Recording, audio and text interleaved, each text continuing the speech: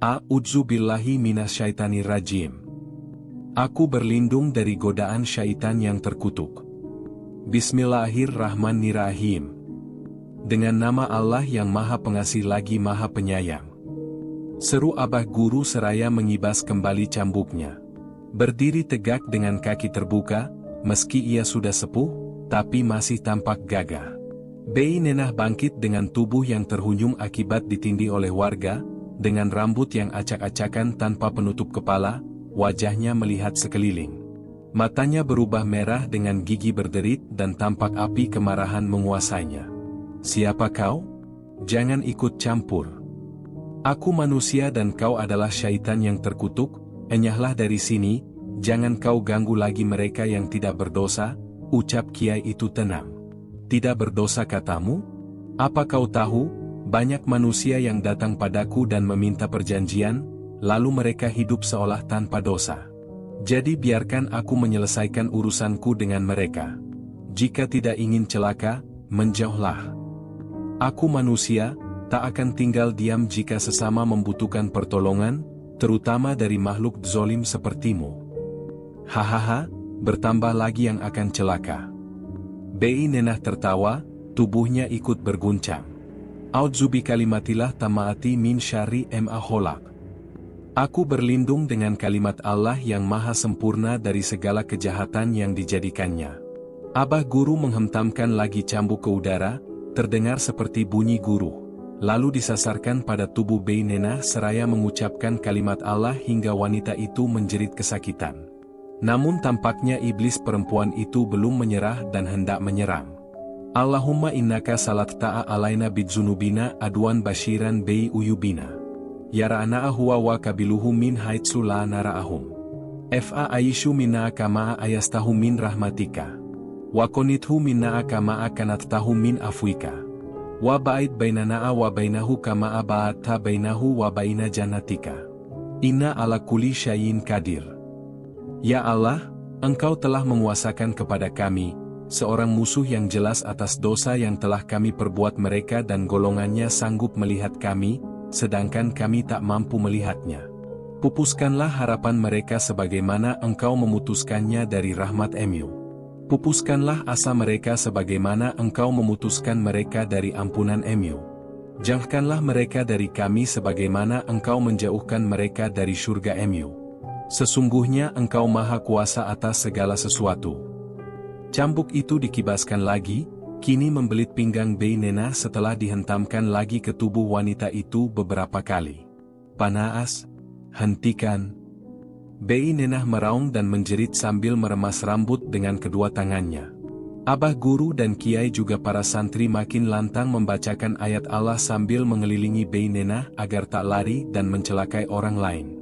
A'udzubi kalimati tamatil lati la yujawizuhunna barun wala fajirun min syarri masyaliju fil ardi wa masyakhruju minha, wa ma'a yanzilu minas samai, wa ma'a ma'yaruju fiha, wa min fitanil laili wan nahari, wa min tawarikil laili wan nahari ila tawrikon yatruku bi khairin warahman.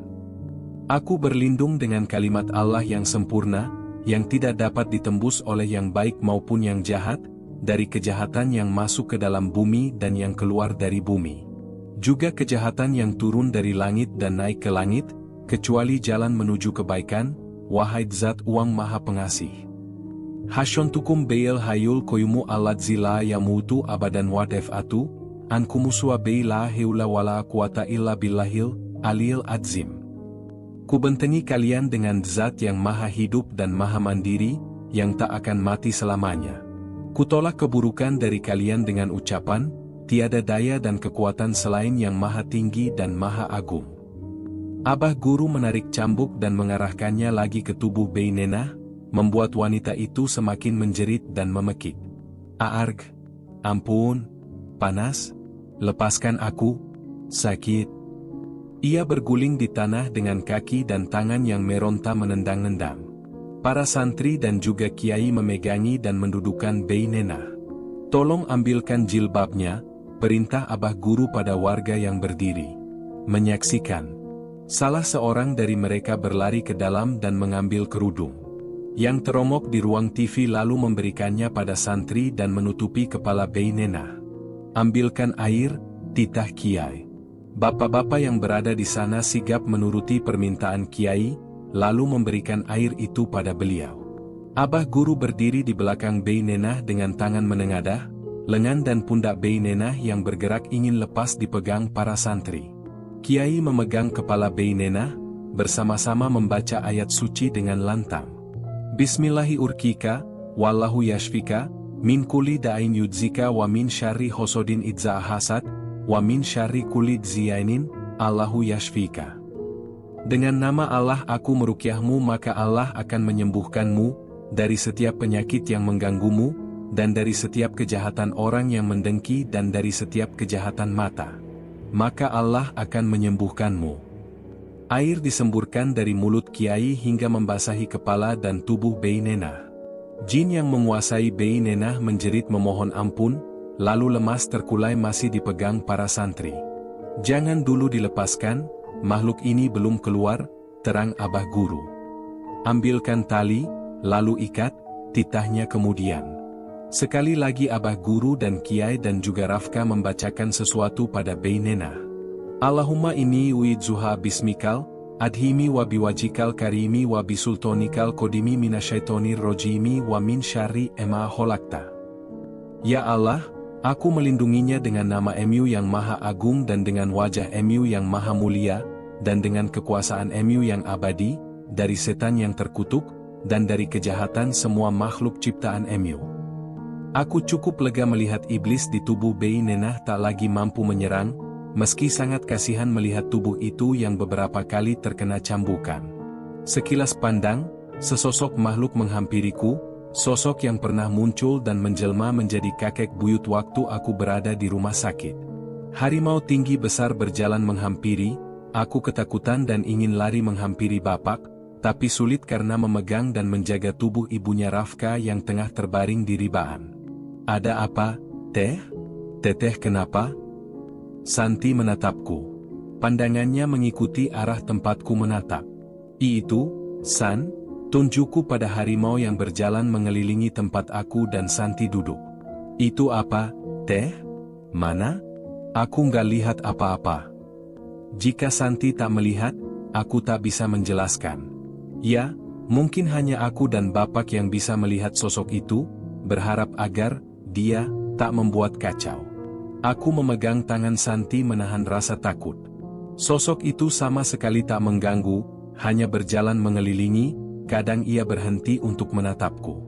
Abah Guru, Kiai para santri dan semua yang hadir menutup bacaan dengan surah Al-Fatihah beramai-ramai. Meminta tubuh Bey Nenah yang terkulai agar dibawa masuk ke dalam dan meminta beberapa warga menjaga. Tampak gurunya Rafka itu menghampiri laki-laki yang menjadi muridnya seraya bertanya. Mana calon istrimu, Rafka? Rafka menoleh ke arahku.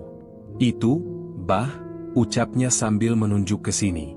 Mana wali dari calon istrimu? Rafka menghampiri Bapak. Ini ayahnya. Baiklah, karena semua sudah berkumpul, kita akhiri malam ini juga. Kasihan jika jin masih terus berada di tubuh perempuan itu. Biarpun sudah lemas begitu, dia tetap tak mau keluar. Kiai menghampiri dan turut menyapa.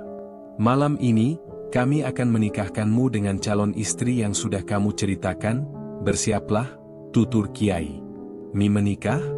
Sekarang Kiai? Rafka terkejut. Ia melempar pandang ke arahku yang juga tengah terperangah mendengar ucapan gurunya Rafka. Bagaimana mungkin kami harus menikah dengan keadaan seperti ini? Ia sekarang, kasihan tubuh wanita itu jika dibiarkan terlalu lama, dia sudah sangat lemah. Pernikahan kamu akan mengakhiri ikatan dengan jin itu, terang Abah Guru memberi penjelasan. Apa Bapak setuju? Rafka bertanya pada bapakku. Bapak sangat setuju, jika semua demi kebaikan, laksanakanlah, jawab Bapak. Panggilkan penghulu terdekat, kita laksanakan ijab kabul malam ini, titah Abah Guru. Beberapa warga bergegas menuruti perintah gurunya Rafka itu. Beliau juga meminta warga agar membantu menyiapkan tempat seadanya untuk prosesi ijab kabul. Mendadak jantungku berdetak hebat, gugup dan gundah. Aku menatap Santi, lalu perempuan beranak satu itu memeluk menenangkan. Tersirat senyum turut bahagia dari wajahnya. Beberapa warga membawa tikar dari rumah masing-masing, lalu digelar di tanah di pelataran depan kontrakan. Warga sangat riuh berbicara satu sama lain. Sekilas pandanganku mendapati seorang laki-laki yang sedang duduk tertunduk di depan teras rumah kontrakan. Dia Rofik. Aku tak tahu perasaannya bagaimana saat ini. Ada rasa iba melihatnya dengan raut kesedihan. Ia pasti tahu kalau aku akan menikah malam ini juga. Laki-laki yang pernah mengisi hidupku itu bangkit menghampiri. Aku pulang dulu, Dek, kasihan ibu kamu di rumah sendirian, ucapnya beralasan. Ibuku sudah terbiasa ditinggal bapak, karena di rumah juga ada adik-adik. Aku tahu itu hanya alasannya saja untuk menghindar. Mana mungkin dia sanggup menyaksikan sesuatu yang sakral ini, sedangkan yang akan menikah adalah aku, mantan istrinya yang mungkin masih dia harapkan. Maafkan aku, ucapku tertunduk.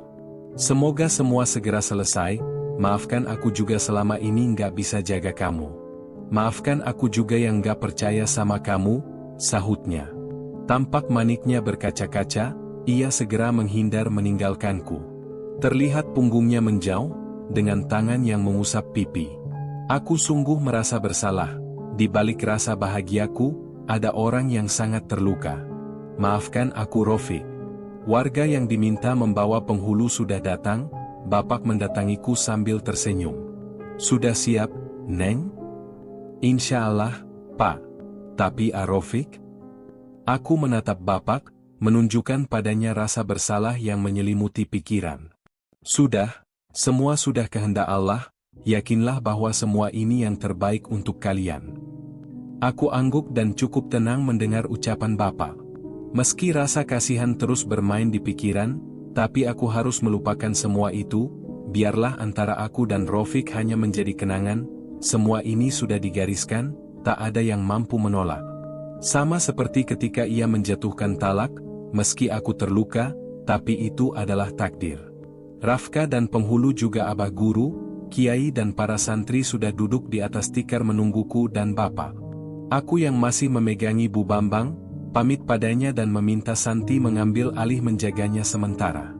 Bu, aku mohon doa restu, kami akan menikah, ucapku sambil memegang jemarinya. Pergilah, restu mama bersama kalian, ucap ibunya Rafka lirih. Air mata mengalir di pipinya. Pasti tak menyangka anak satu-satunya akan melaksanakan pernikahan mendadak begini. Semua ini dilakukan demi keselamatan kami dan juga Bey Nenah, agar Rafka pun segera terbebas dari ikatan makhluk itu. Aku meminta tolong pada ibu-ibu yang masih berada tak jauh dari tempat ini, meminta mereka agar memapah Bu Bambang agar bisa duduk mendekat untuk menyaksikan prosesi ijab kabul. Dengan langkah yang ragu dan perasaan yang bercampur tak menentu, aku mengikuti bapak berjalan ke arah karpet yang sudah digelar dan diduduki calon suamiku dan penghulu serta saksi dan warga lainnya.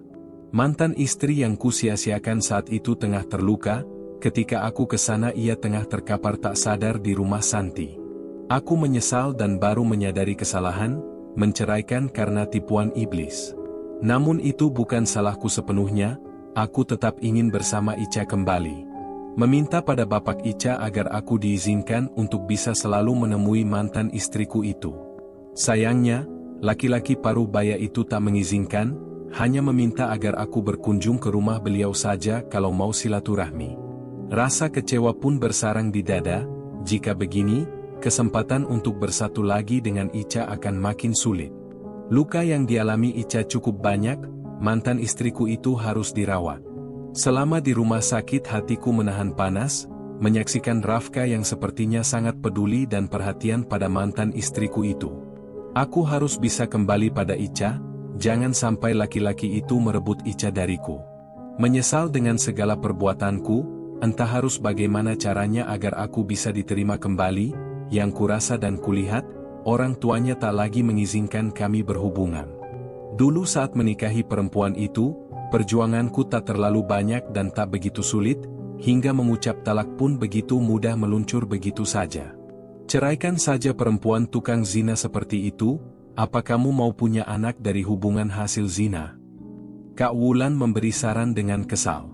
Aku tahu kakakku tak pernah menyukai Ica, bertambahlah rasa tak sukanya ketika aku mengatakan melihat dia bersama laki-laki lain di kamar kami.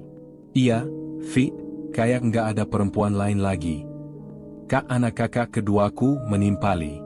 Padahal dia kakak yang tak terlalu banyak bicara tentang hubunganku dengan Ica, tapi waktu itu ia angkat bicara karena ikut kesal dengan apa yang aku ceritakan. Belum lagi dari mamaku yang sama sekali tak setuju dari awal perkenalan kami. Semakin yakin untuk meminta aku menceraikannya. Talak satu saja sebenarnya cukup, tapi karena Ica tak mengakui kesalahannya menyebabkan aku meradang dan mengucap talak 3 dengan amarah. Pulang dari rumah sakit, karena tak diizinkan menginap oleh orang tua Ica, aku menghempaskan diri di tempat tidur. Kamar yang pernah diisi olehnya terasa sunyi, biasa ketika bangun melihat wajah seorang perempuan cantik dan selalu menyambut dengan senyum. Sekarang semua itu hilang, rasa indah ketika aku bertemu dengannya dulu kembali membayangi, wajah yang bersahaja, bukan hanya cantik, tutur kata dan bahasa sangat sopan. Wanita yang lebih banyak diam dan menunduk ketika sudah aku nikahi, takut jika aku marah, khawatir marahnya suami jadi neraka. Apa yang aku perintahkan atau aku suruh, dia menurut.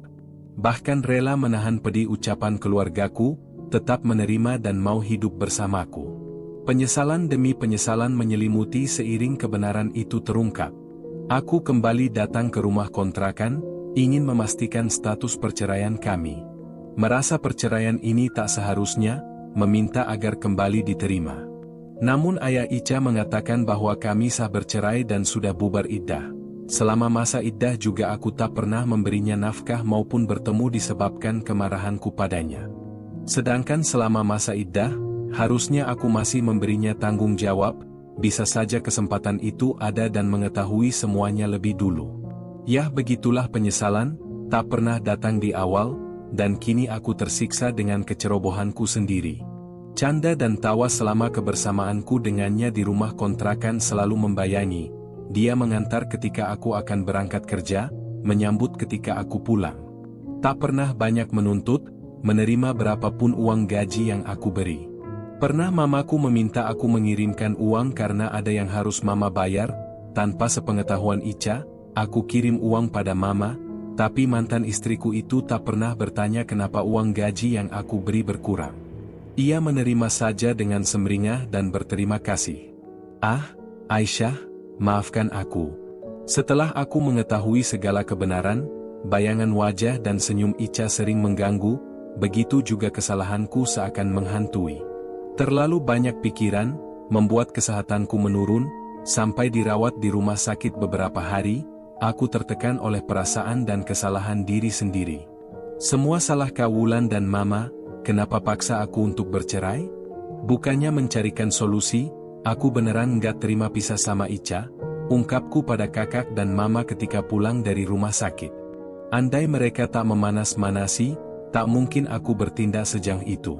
Kamu itu harusnya bersyukur sudah pisah dari dia, Fit. Ngapain masih diingat-ingat? Kayak di dunia ini nggak ada wanita lain, gerutu Kak Wulan. Iya, kamu itu jangan lemah, harus tegas, sudah tahu perempuan itu salah, masih saja dibela. Mama dari dulu nggak sudi kamu nikah sama dia. Harta nggak punya, tinggal jauh di pelosok, apa yang kamu harapkan? Modal cantik, protes mamaku. Ia memang tak pernah merestui hubungan kami. Tapi penilaian kita sama Aisyah itu salah, Ma. Dia nggak zina, itu tipu daya setan dan sekarang aku dihantui kesalahan aku sendiri. Ah sudahlah, susah ngomong sama kamu, orang tua melarang karena ingin kamu dapat yang terbaik. Mama tampak kesal. Aku mau balikan sama Ica, Ma, lirih ku ucapkan kata itu. Namun, niatku sudah bulat. Sudah hilang akal kamu, Ovik? Mama yakin kamu dipelet sama perempuan itu, makanya kamu nggak waras begini. Kamu sadar dong, Fik, dia nggak baik buat kamu, nanti aku carikan perempuan yang baik, yang bisa bikin kamu bahagia, tutur Kak Wulan. Sudahlah, tak ingin ribut dengan mereka, jika dilayani, pembicaraan kami tak akan bertemu ujungnya. Setelah tubuhku sehat, aku berkunjung ke rumah orang tua Ica dan ingin menginap. Beliau juga masih menerima jika aku bersilaturahmi, menyambut dengan hangat. Biarpun anaknya sudah aku cerai paksa tanpa ampun bahkan aku menghina dan memfitnahnya, tapi sikap beliau masih ramah padaku. Kecuali ibunya Ica, dia agak ketus dan kurang suka dengan kedatanganku. Bapak malam ini mau ke kontrakan Sineng, ada warga yang datang cari bapak ke sini, katanya Bey Nenah kesurupan lagi, ucap mertuaku. Saya ikut pak. Kalau kamu capek bisa istirahat, biar bapak saja ke sana. Enggak, pak, saya enggak keberatan, saya ikut saja. Aku kukuh ingin ikut. Mencari kesempatan bisa bertemu Ica. Ya sudah kalau begitu, sekarang saja kita ke sana. Kami pun bertolak, aku membonceng mertuaku itu, kebetulan musim kemarau, jalan yang biasa lecet di musim hujan kini tak begitu menyulitkan. Dulu aku memang agak sulit tinggal di kampung ini, ketika musim hujan, semua buntu. Jalan yang lecet dan licin, menyulitkan membawa kendaraan masuk kampung. Makanya aku tak betah dan mengajak Ica mengontrak, tak menyangka kalau itu adalah awal kehancuran rumah tanggaku. Sampai di kontrakan, Ica terlihat luka-luka seperti waktu itu dan katanya itu ulah jin yang merasuki Bey Nenah. Hari itu juga semua terungkap, jin itu mengakui bahwa dialah yang menjelma menjadi sosok Ica dan Rafka waktu itu, bukan itu saja, yang memuat mantan istriku keguguran itu juga iblis itu. Sedangkan itu adalah anak kami, anak yang tak aku akui. Pilu dan sangat menyakitkan mendengar perkara itu, tapi sayangnya waktu tak dapat kuulang kembali. Kehilangan anak dan istri yang sangat aku cinta, bagaimana dulu aku memfitnah kalau itu adalah anak Rafka dan menendang sampai ia terjengkang saat keadaan hamil. Berdosa, sungguh berdosa pada mereka, tapi ini semua juga ulah jin yang ternyata dinikahkan dengan Rafka. Aku makin tak terima, andai laki-laki itu dulu tak datang ke kontrakan ini, rumah tanggaku dengan Ica pasti masih baik-baik saja, dan pastinya istriku tengah hamil besar menunggu kelahiran anak kami. Ah, hati perih lagi jika mengingat semua, maka dari itu aku berharap bisa balikan lagi, agar bisa menebus segala kesalahan padanya. Bapak mertuaku sudah menangani Bey Nenah, tapi jin tersebut belum keluar juga, beliau mengajak untuk datang lagi besok. Lelah tubuh bergadang sampai pagi, siang memutuskan pulang untuk istirahat di rumah orang tua Ica. Malamnya kami datang kembali, jin Bey Nenah makin mengamuk dan sulit dikendalikan. Datanglah beberapa rombongan, seperti seorang kiai diikuti murid-muridnya. Kedatangan mereka sangat membantu, Bey Nenah dapat ditangani. Namun, malam itu menjadi malam paling menyedihkan, aku mendengar kiai itu mengucapkan agar Ica dan Rafka menikah malam ini juga. Tak dapat dibayangkan betapa hancur perasaanku ketika mendengar hal itu, kedatanganku berharap agar bisa mengambil hati Ica kembali, malah hatiku terluka dan kehilangan kesempatan. Mana mungkin aku akan sanggup melihat mereka bahagia di saat perasaanku terkoyak. Bagaimanapun, aku masih sangat mencintai Ica, dengan berat hati aku beralasan untuk pulang. Kembali ke rumah orang tua Ica, mengambil tas yang aku bawa, tanpa izin pada ibunya yang bertanya-tanya keheranan, aku pulang ke rumahku membawa hati yang luka. Pikiran jahat merasuki, bagaimana caranya agar aku bisa merebut Ica kembali? Aku belum bisa terima dengan semua ini, masih sangat mencintainya. Apa salah jika aku mengambil jalan pintas, membuat Ica kembali mencintaiku? Maafkan aku Ica, jika aku harus bertindak seperti ini nanti, semua aku lakukan karena masih belum bisa menerima takdir perpisahan kita. Jika nanti kamu sudah kudapatkan kembali, aku berjanji akan membahagiakan dan tak akan melepaskanmu lagi. Perpisahan kita bukan keinginan, dan aku harus bisa mendapatkan kamu kembali, bagaimanapun caranya. Tunggu aku, Ica, mungkin sekarang kita terpisah, suatu saat kita akan bersatu lagi. Entah bagaimana caranya, tapi aku akan berusaha. Aku dilahirkan dari keluarga yang kurang mampu, merasa hidup ini tak adil karena selalu menderita. Bukan sekali dicaci dan dihina orang-orang sekitar, termasuk orang yang katanya saudara. Mereka sangat memandang rendah pada derajat manusia tak berharta, menganggap orang-orang sepertiku tak layak hidup di lingkungan mereka. Harus bekerja banting tulang demi membantu orang tua menghidupi keluarga. Apalagi menjadi anak sulung, semua beban dilingkarkan di pundakku. Tak ada yang namanya bahagia di usia remaja, tak ada itu yang namanya indah berpacaran. Aku harus memecut diri mencari cara, bagaimana agar mengais rezeki pagi untuk sore nanti. Begitulah tugasku sampai aku beranjak dewasa, umur yang sudah pantas menikah, tapi belum ada yang melamar juga. Makin menjadi sanak saudara menghina, mengatakan mana ada orang yang akan sudi melamar, karena hidup dihimpit kemiskinan. Ya begitulah nasibku. Hingga suatu hari seorang laki-laki beda kampung datang meminang, banyak orang yang tak percaya dengan lamaran itu. Sejuta harapan pun kini menyertaiku, apalagi orang yang akan menikahiku bukan orang biasa. Berpikir bahwa jika menikah dengan laki-laki dari kalangan keluarga berada, akan membuat kehidupanku berubah bahagia. Namun setelah menikah, dugaanku meleset, semua yang kumimpikan selama ini tak sesuai harapan. Kebahagiaan memang sempat menghampiri, rasanya indah dan sangat menyenangkan, tapi hanya bertahan beberapa bulan saja. Suami yang kuanggap lelaki baik-baik, ternyata suka main di belakang. Berganti-ganti pasangan, padahal sudah menikah dan memiliki aku. Bukan hanya suamiku saja yang menguji kehidupan, ternyata mertua dan iparku juga sangat membenci kehadiranku di keluarga ini, dan mulai memusuhi setelah tahu suamiku sering membawa pulang wanita lain. Menyalahkan bahwa perbuatan suami adalah kesalahanku yang tak mampu menjaga dan merawatnya dengan baik. Setahun aku bertahan menghadapi sikap suami dan mertua, tak tahan lagi dengan semua itu, aku memutuskan menggugat cerai. Namun, bukannya disetujui, aku malah mendapat siksaan dari suamiku dan mertua. Hatiku hancur, hidupku berantakan, ingin pulang ke rumah, tapi malu pada saudara yang mungkin akan menghina lagi. Terlanjur membanggakan suamiku pada mereka, aku terpaksa bertahan. Perlakuan yang tak menyenangkan dan kurang baik, serta selalu mendapat kekerasan fisik, sedangkan aku sudah sangat tak tahan, merasa hidupku tak ada gunanya dan tak mampu berbuat apa-apa karena tak berdaya.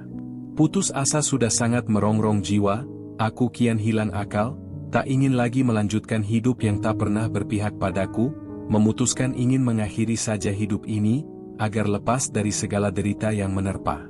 Niat bunuh diri yang sudah kurencanakan urung, aku bertemu dengan seorang teman yang sedia mendengar keluh kesah, tak jarang ia menawarkan solusi.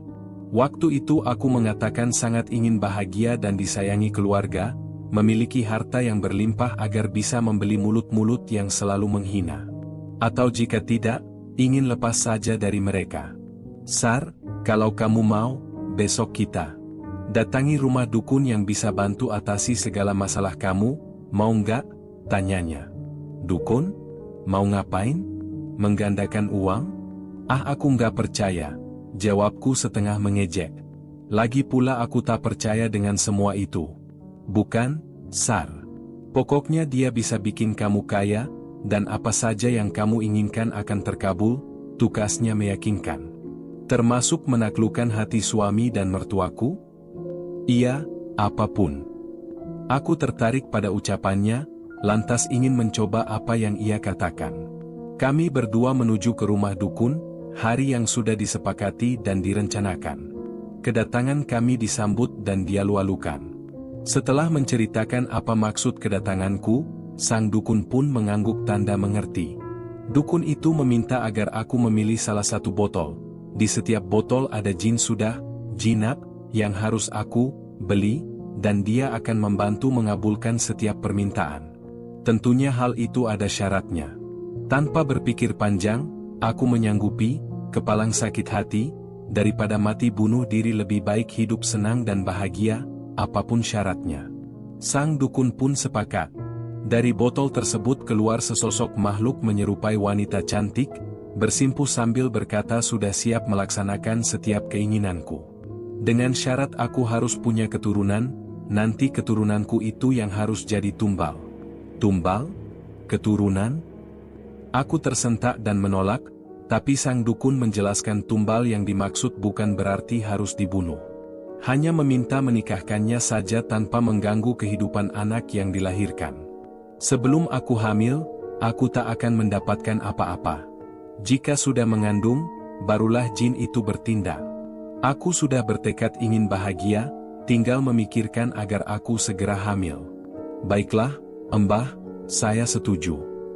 Dengan ragu-ragu aku mengangguk menerima perjanjian. Setelah selesai kami pun pulang.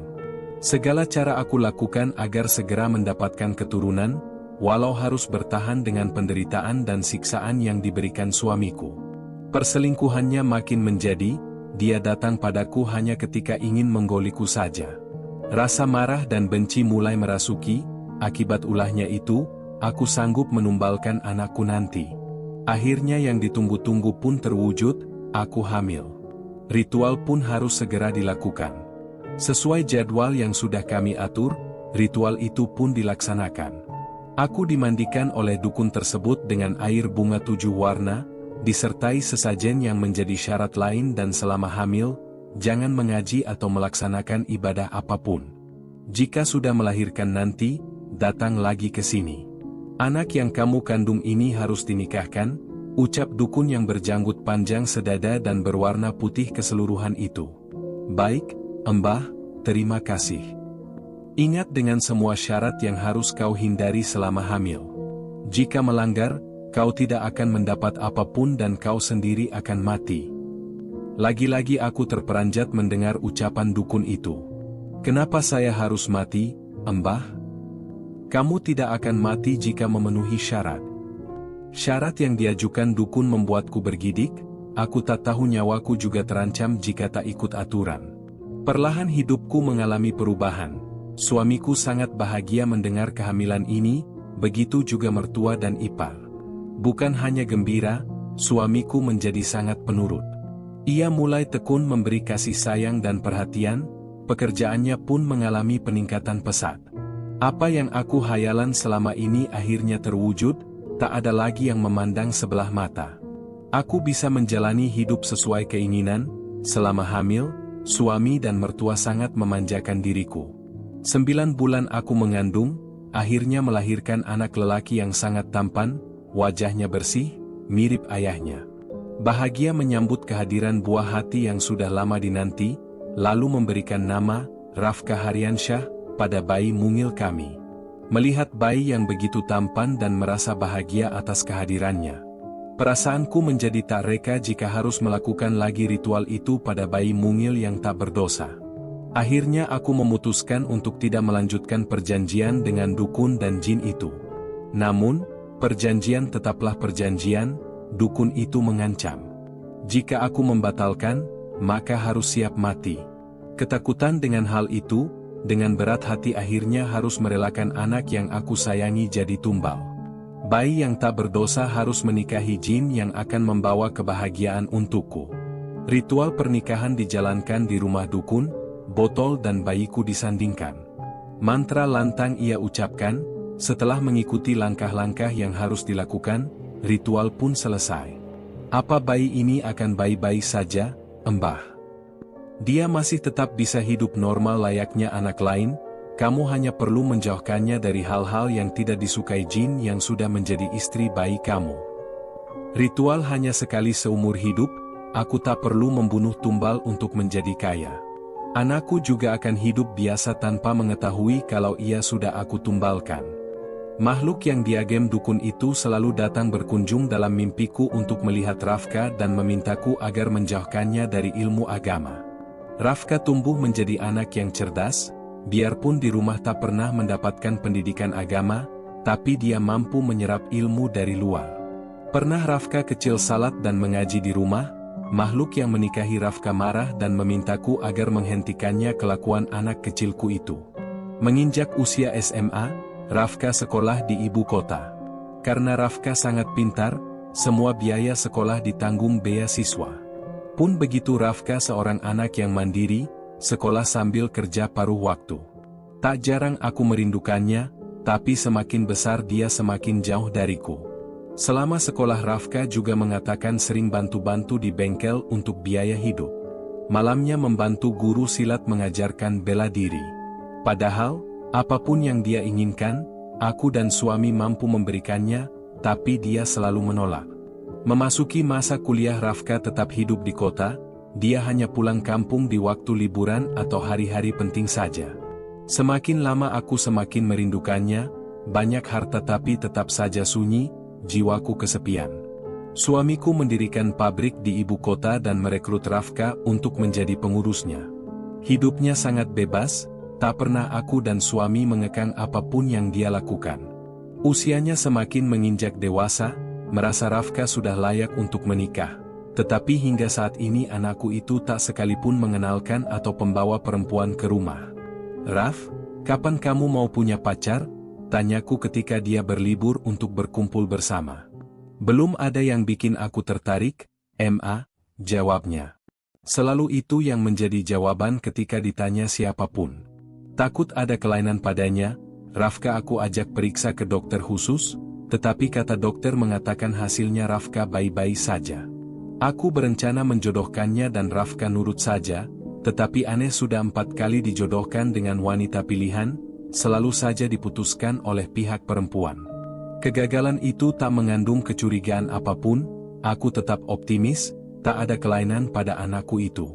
Rafka memilih menetap di kampung ini, katanya bosan bekerja di kota. Tetap saja Rafka yang mandiri tak memilih tinggal di rumahku, sengaja menyewa kontrakan milikku sendiri dengan alasan agar tahu pengeluaran pribadi tiap bulannya.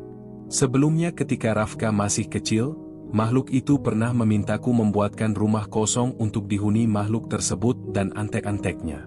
Takut dicurigai warga jika membuat rumah kosong begitu saja, inisiatiflah aku membuat rumah kontrakan untuk dihuni makhluk-makhluk tersebut. Setiap tahun wajib setor tumbal kepala kerbau dan sesajen di rumah kontrakan itu. Kontrakan dibuat sengaja jauh dari kediamanku agar tak menimbulkan kecurigaan. Rumah itu dibangun di kampung lain, tapi tak begitu jauh. Karena memang rumah yang dibangun seperti untuk kontrakan, ketika sudah selesai, ada saja warga yang mengontrak. Biarpun kala itu sudah menetapkan harga yang mahal agar warga tak mampu membayar, yang mengontrak tak pernah keberatan. Kejadian-kejadian aneh mulai selalu dikeluhkan pengontrak, tapi aku pura-pura tidak tahu. Pernah ada yang kesurupan hingga sakit parah, aku tetap tak peduli dan meminta mereka cari rumah lain, karena memang niatnya bukan untuk disewakan. Hingga kontrakan itu sempat kosong beberapa lama. Seiring berjalannya waktu makin banyak orang yang mencari rumah kontrakan di kampungku, aku mengembangkan bisnis kontrakan di kampung lain. Rumah kontrakan yang dihuni makhluk itu sengaja aku murahkan harganya, tergiur dengan hasil yang didapat tiap bulan tanpa peduli pada keluhan mereka selama tinggal di sana. Ada juga beberapa kali yang mengontrak, tapi tetap saja tak ada yang bertahan lama. Hingga datang seorang perempuan yang juga ingin mengontrak, aku pun setuju dan rumah itu kembali dihuni. Anehnya dia bisa bertahan cukup lama di sana. Biasanya 1 minggu 2 minggu saja sudah kabur karena katanya rumah itu ada hantunya. Padahal bukan hantu, tapi jin. Aku malah bersyukur sekali kalau dia betah dan bertahan cukup lama. Mendengar saudara suami yang di Tasik terkena musibah, suamiku meminta agar saudaranya itu tinggal di kontrakan sebelah yang masih kosong. Mang Tatang dan Bei Nenah serta anaknya Ani. Belum lama tinggal di sana, mendengar kabar Ani kerasukan, aku pura-pura tak tahu dan tak segera datang menjenguk, mengajak suami juga yang kebetulan libur. Rafka juga berkata akan menjenguk, dan dia akan menyusul. Agak aneh saja, setahuku jin penghuni tak pernah merasuki, hanya mengganggu saja. Ketika di rumah Bei Nenah, aku dapat merasakan sikap aneh ketika Rafka melihat perempuan yang mengontrak di sebelah sedang menyapu di luar kala itu. Rafka terlihat senyum-senyum sendiri memandang dari jauh. Suatu hari, Rafka menceritakan perasaannya padaku. "Ma, kayaknya aku suka sama perempuan di rumah kontrakan Mama," ucap Rafka. "Siapa? Bei Nenah?" "Masa Bei Nenah? Terus siapa? Ani?" "Bukan. Tuh," tunjuknya pada perempuan di luar. "Yang benar kamu, Raf? Bukannya dia sudah bersuami?" "Yaitu masalahnya, Ma. Aku tertarik sama dia, sayang sekali," keluh Rafka lesu. Ada rasa gembira ketika Rafka berkata suka pada seorang wanita, pasalnya selama ini ia selalu acuh tak acuh. Sayangnya perempuan itu sudah bersuami. Rafka juga terlihat sangat kecewa tetapi selalu bersemangat ingin selalu berkunjung ke rumah Beinena. Kabar bahagia kembali aku dengar, katanya Ica sudah bercerai dan Rafka meminta restu agar aku setuju. Meski berat hati, aku mendukung saja asal Rafka bahagia. Malam itu, aku didatangi makhluk yang sudah lama tak aku temui. Dia memintaku agar tidak mengizinkan Rafka dekat dengan perempuan bernama Ica itu, tapi aku tak bisa berbuat apa-apa, berhubung Rafka tak tinggal serumah denganku. Dalam mimpi dia sering hadir, memaksa aku agar sebisa mungkin memisahkan mereka dan mengancam akan membunuhku. Pernah aku membayar orang untuk mencelakai Ica, seorang pengendara motor yang sengaja aku bayar untuk menabraknya, agar pernikahan mereka tak terjadi. Namun, ternyata hingga kini perempuan itu baik-baik saja. Hingga saat kejadian makhluk itu menguasai Beinena, awalnya aku pikir yang merasuk itu jin lain. Ternyata itu adalah jin jelmaan istri Rafka. Sama sekali tak menyangka akan terjadi seperti ini. Selama ini, Rafka tak bisa menikah akibat ulahku dan aku tak menyadari. Sungguh aku tak tahu kalau Rafka tak mencintai wanita manapun itu akibat jin yang menikah dengannya selalu menghalangi. Dulu dukun berkata, Rafka akan hidup normal, tapi ternyata semua itu bohong. Anak satu-satunya harus menderita seumur hidup gara-gara perjanjian itu. Harta yang selama ini kupunya, ternyata mengorbankan kebahagiaan anakku sendiri. Tersesat dalam godaan dunia, lupa bahwa kelak aku akan mati dan setiap perbuatanku akan dipertanggungjawabkan. Jin itu semakin mengamuk dan meminta Rafka membuat pilihan. Bersyukur telah melahirkannya ke dunia, dia anak yang taat dan sayang padaku. Ketika diminta memilih, antara aku atau kekasihnya, Rafka tak gentar, memilih kami berdua. Aku menangis dan menyesali segala perbuatanku selama ini. Aku akan bertobat dan melepas kebahagiaan semu ini dan menjalani hidup bahagia bersama anak yang menyayangiku. Bersambung.